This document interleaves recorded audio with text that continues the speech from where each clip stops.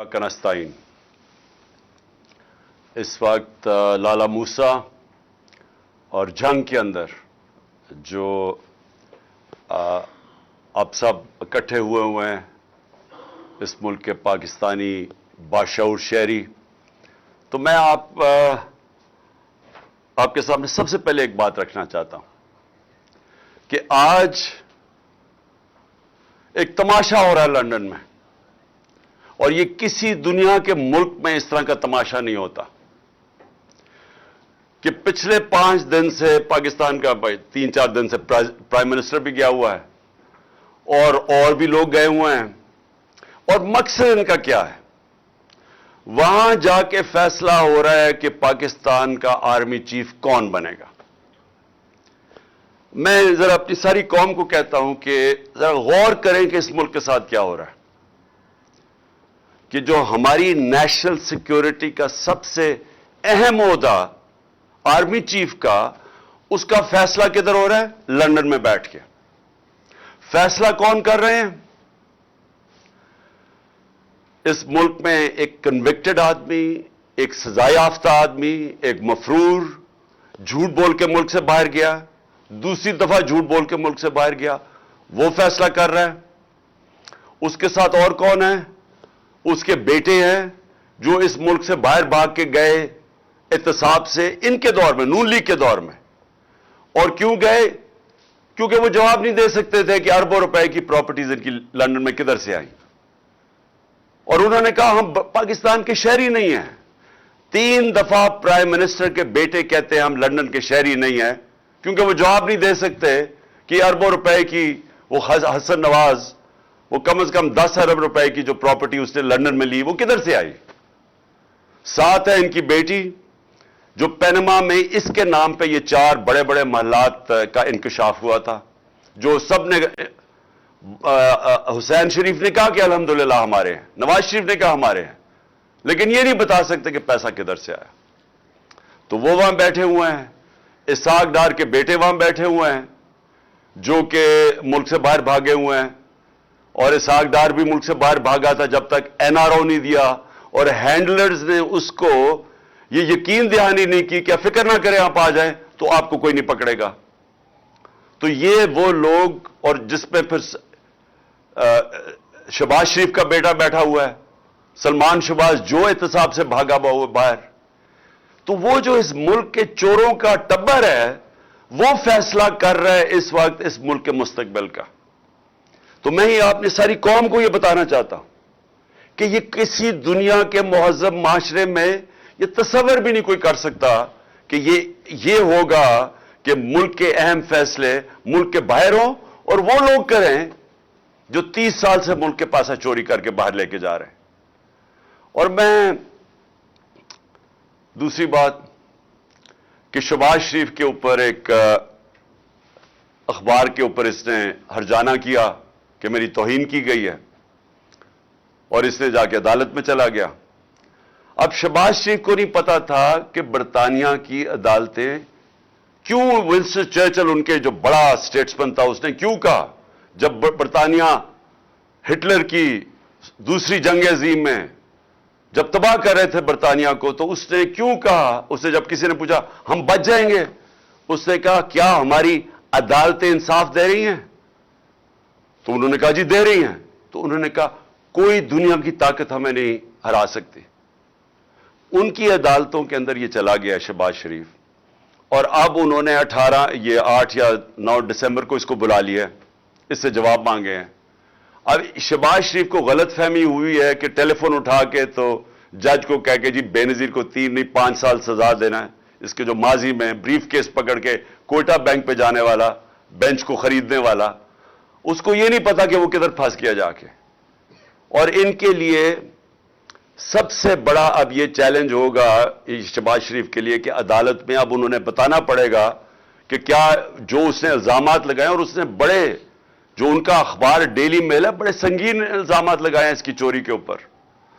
تو یہ میں صرف آپ کو اب بتانا چاہتا ہوں، یہ ہے فرق۔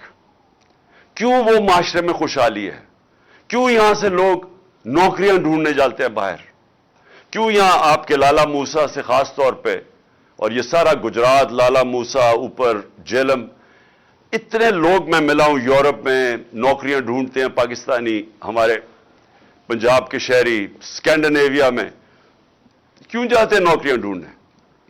وہاں کے وسائل ہمارے سے زیادہ نہیں ہیں، لیکن ادھر انصاف ہے۔ دیکھیں، بار بار میں آپ کو ایک چیز سمجھاتا ہوں اپنی قوم کو، کیونکہ میرا کام ہے آپ کی تربیت کرنا۔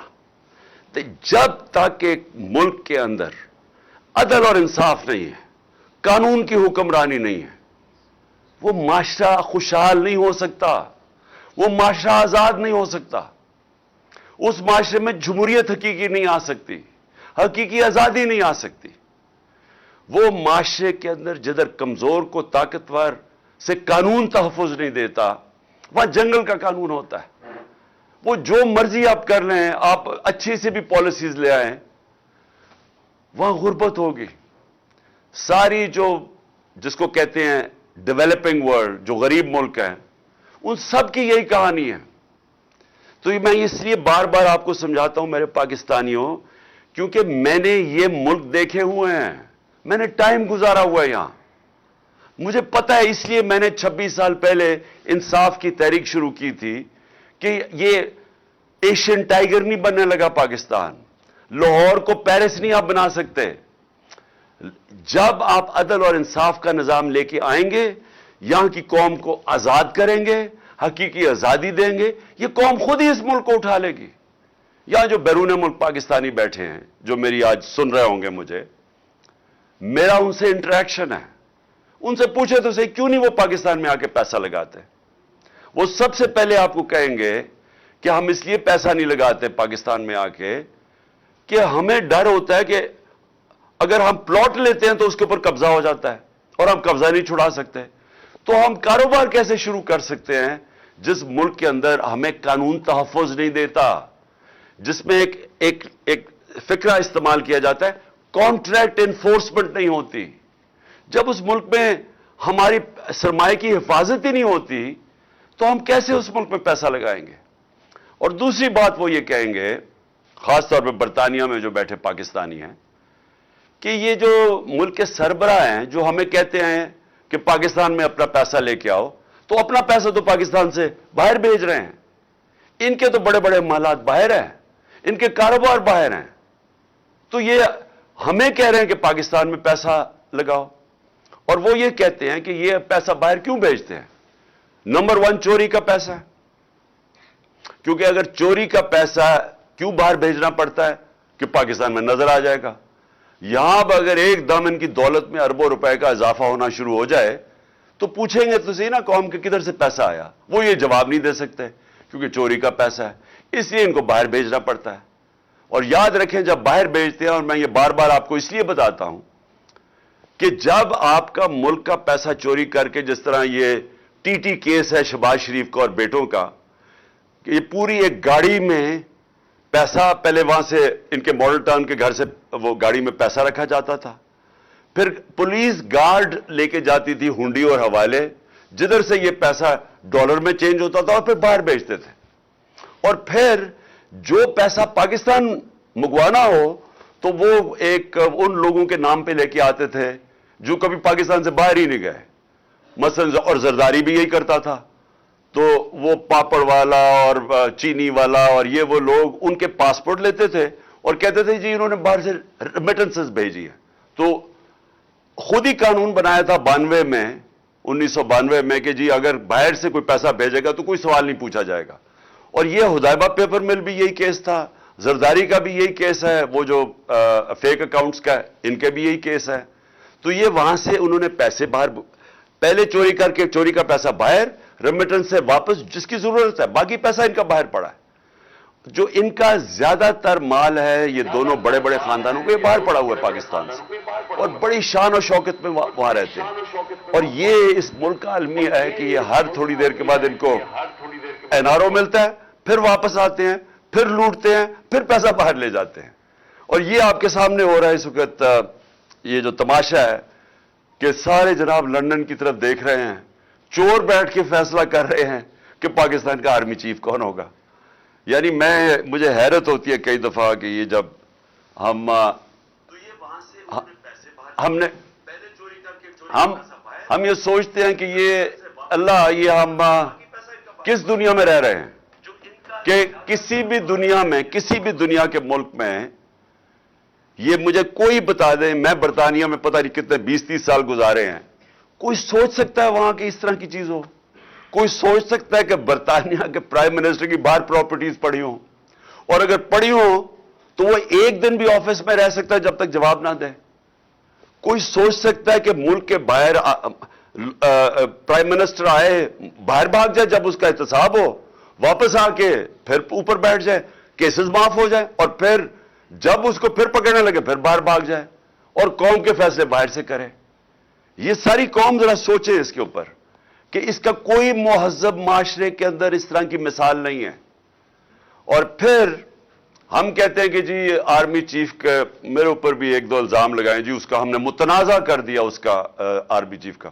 میں نے تو کبھی متنازع نہیں کیا، میں تو کہتا ہوں جو میرٹ کے اوپر آرمی چیف ہے اس کو بنانا چاہیے، مجھے تو کوئی اپنا آرمی چیف نہیں چاہیے، پھر سے نہ مجھے اپنا کوئی جج چاہیے، نہ مجھے کوئی اپنا آئی جی چاہیے، نہ مجھے اپنا کوئی نیب کا ہیڈ چاہیے، مجھے تو بہترین میرٹ کے اوپر لوگ چاہیے، ان کو چاہیے، ہر آدمی ان کا اپنا ہونا چاہیے۔ اب پنڈی اسلام آباد کا شہباز شریف نے آئی جی بنایا، اس کو سزا ہونے والی تھی، سیف سٹی کیس میں اس آئی جی کو اس کو سزا ہونے والی تھی، اس نے اٹھا کے اس کو آئی جی بنا دیا۔ کیوں بنایا اس کو؟ کیونکہ وہ کرپٹ ہے، وہ اب اس کی خدمت کرے گا، وہ اس کا ہر ناجائز کام کرے گا۔ اس لیے اس طرح ملک تباہ ہوتے ہیں کہ اداروں کے اوپر لوگوں کو اس لیے نہیں لے کے آتے کہ وہ میرٹ پہ اور ملک کا فائدہ ہوگا اور ادارے کو مضبوط کرے گا، ان کو اس لیے لے کے آتے ہیں کہ یہ ان کے غلط کام کریں گے، اور یہی انہوں نے کروایا آج تک۔ عدلیہ کے اندر انہوں نے ڈنڈے مار کے جب چیف جسٹس سجاد علی شاہ جیسا دیانتدار جج کو جب بھگایا وہاں سے اور پھر پیسے رشوت دے کے اس کو جب ہٹایا، تو یہ اس لیے نہیں کہ ان کو کوئی فکر تھی کہ پاکستان کی عدلیہ ٹھیک کام نہیں کر رہی، اس لیے کہ وہ ان کے نیچے نہیں تھی، ان کی غلامی نہیں کر رہی تھی، ان کے غلط کاموں کے اوپر غلاف نہیں ڈال رہی تھی، چھپا نہیں رہی تھی۔ تو جب جن لوگوں کی پوری تاریخ ہی یہ ہو تو وہ لوگ پاکستان کے آرمی چیف کا فیصلہ کریں گے لندن میں بیٹھ کے؟ اور میں ان سے بھی پوچھنا چاہتا ہوں جو ان کے ہینڈلرز ہیں، کیا ان کو فکر نہیں ہے پاکستان کی؟ کیا ان کو نہیں سمجھ آ رہی ہے کیا ہو رہا ہے ملک کے اندر؟ کیا ان کو تب نہیں سمجھ آ رہی تھی جب یہ ایک چوروں کو اوپر مسلط کیا جا رہا تھا کہ انہوں نے ملک کے ساتھ کرنا کیا ہے؟ جو 30 سال سے ملک کو لوٹ رہے تھے ان کو پھر سے جب مسلط کیا انہوں نے، تو کیا ان کو یہ نہیں نظر آ رہا تھا کہ انہوں نے کرنا کیا ملک کے ساتھ؟ تو یہ جو ہو رہا ہے یہ ہونا تھا، کیونکہ انہوں نے ماضی میں بھی یہی کیا ہے۔ میں یہ سوال پوچھتا ہوں کہ کون ذمہ دار ہے اس کا کہ جو پاکستان چھوڑ کے گئے تھے ہم، جو عدم اعتماد سے پہلے مارچ کے اندر جو پاکستان تھا، مجھے وہ بتائیں۔ آج پاکستان کی بزنس کمیونٹی سے پوچھیں، پاکستانی کسانوں سے پوچھیں، پاکستان کے مزدوروں سے پوچھیں کہ وہ کس طرف پاکستان جا رہا تھا۔ 17 سال کے بعد ہماری بہترین ملک کے اندر دولت میں اضافہ ہو رہا تھا، جس کو گروتھ ریٹ کہتے ہیں۔ تیسرے سال میں 5.7% ہماری اکانومی گرو کی، اور چوتھے سال میں 6%۔ اور انشاءاللہ اگر ہمیں یہ سازش کے تحت نہ ہٹاتے، ہم نے 7% پہ جانا تھا۔ جو تیل کا تھا، جو اصل ہمیں جھٹکا پڑا تھا تیل کا، تیل کی قیمتیں تو نیچے آ گئی ہیں۔ تو ہم نے جو اپنے لوگوں کو مہنگے ڈیزل اور پیٹرول سے بچایا تھا سبسیڈائز کر کے، وہ ہم یہی سوچ رہے تھے کہ ہم روس سے سستا تیل لیں گے، اور دوسری چیز ہم اور چیزوں سے پیسہ نکال کے، یعنی اور اپنی ڈیولپمنٹ فنڈ سے پیسہ عوام کو سبسیڈائز کریں گے تاکہ بوجھ نہ پڑے عوام پہ، تاکہ مہنگائی نہ ہم روک کے رکھیں۔ انہوں نے آتے ساتھ ہی پہلے تو انہوں نے مہنگائی اسمانوں پہ چلی گئی، ہماری 15 سے 16 تک گئی ہے ہماری مہنگائی ہمارے دور میں، اور انہوں نے شور مچایا ہوا تھا۔ یا 27% ہے آج مہنگائی، 50 سال کے بعد سب سے زیادہ مہنگائی ہے آج پاکستان میں۔ اور انہوں نے ان کی وجہ سے، کیونکہ یہ اکانومی نہیں ہینڈل کر سکے، آج روپیہ ان کے دور میں तकरीबन 39 रुपया गिरा है, 49 रुपया डॉलर महंगा हुआ है। इनके दौर के अंदर आज पेट्रोल डीजल की कीमतें किधर हैं? हमारे दौर में किधर थी? इनके दौर में बिजली की कीमत आज किधर गई है? जो आज लोगों से पूछे कि जो उनको बिजली के बिल आ रहे हैं, अभी जो गैस की शॉर्टेज आने वाली है और जो गैस की कीमतें हैं ये सर्दियों में, इनके दौर में आज देखना आप किधर आ रही हैं, जो इन्होंने IMF से मान चुके हैं। तो मैं सवाल यह है कि हमारे दौर में भी IMF था, हमारे दौर में भी कोरोना की वजह से महंगाई थी, आलमी महंगाई थी, लेकिन वो दौर देख ले मार्च का और ये आज देख लें, 6 महीने में ये मुल्क किधर पहुंचा है। आज वो मोटरसाइकिल मैन्युफैक्चरर से पूछ ले कि उनका क्या हाल हुआ है। आज वो मोटर वाले कितनी कारें बिक रही हैं, वो आज देख ले क्या हाल हुआ है। इंडस्ट्री जो तारीखी, हमारे सालों के बाद हमारी इंडस्ट्री तेजी से ऊपर जा रही, तकरीबन 26%, वो आज 0 पे पहुंच गई है। इसके अलावा इसकी वजह से बेरोजगारी बढ़ेगी। फैसलाबाद में 8 लाख लोग बेरोजगार हो चुके हैं, वही फैसलाबाद जिधर मजदूर नहीं मिल रहा था मार्च के अंदर। तो मैं सवाल ये पूछता हूं कि ये क्या, ये जो हैंडलर्स लेके आए हैं और ये जो आज तमाशे हो रहे हैं पाकिस्तान से, कौन जिम्मेदार है इसका? किसने जवाब देना है इसका? कौन बताएगा कि ये कौम को किधर से किधर ले गए हैं? आज पाकिस्तान के पास जो दौलत में इजाफा हो रहा था वो हो ही नहीं रहा। ग्रोथ रेट का मतलब कि दौलत में इजाफा होता है। जब ग्रोथ रेट नीचे आता है, और ये आप ये सोच रहे हैं कि अब ये पहुंच जाएगा 6% जो हमारे दौर से, अब ये पहुंच जाएगा तकरीबन 1% से भी कम। जब दौलत के अंदर इजाफा कम होगा तो इससे क्या होगा? इससे ये होगा कि हमने कर्जे तो देने हैं, कर्जे लिए हुए हैं, कर्जों की किस्तें वापस करनी है। तो जब हमारी दौलत में इजाफा ही नहीं हो रहा तो कर्जों की किस्तें कैसे वापस करेंगे? किधर से पैसा आएगा? आज यह हाल हो गया है कि हमें कर्जे लेने पड़ते हैं कर्जों की किस्तें वापस करने पे। तो कर्जों में डूबता जा रहा है मुल्क, और जो दौलत बढ़ रही थी वो अब बढ़ नहीं रही। दौलत के अंदर इजाफा होगा तो कर्जे वापस करेंगे, वो तो अब नीचे जा रहा है। हमारी टैक्स कलेक्शन नीचे जा रही है, हमारी एक्सपोर्ट्स नीचे जा रही हैं, जो बैरून मुल्क पाकिस्तानी रेमिटेंसेस भेजते थे वो नीचे जा रही हैं। तो इस दौलत नीचे जा रही है मुल्क की। तो ये किसने, कौन जिम्मेदार है इसका कि इन चोरों को हमारे ऊपर मुसल्लत किया? ये कौम सवाल पूछेगी। तारीख ये चीज नोट कर रही है कि ये जो हुआ है इस मुल्क के साथ, कौन कौन लोग जिम्मेदार हैं इसके।